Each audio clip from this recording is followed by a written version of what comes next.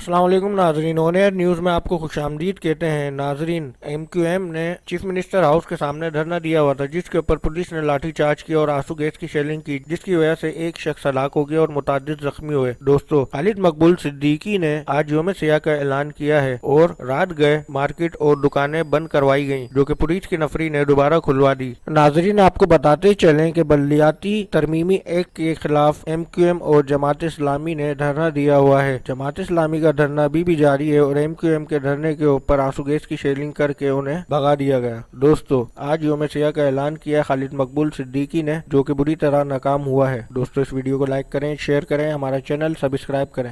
मिले नहीं पहले से, अंदर से मिले हो, अंदर से बाहर से मिले। हम सब मिले हुए हैं, तो ये अलग कौन है?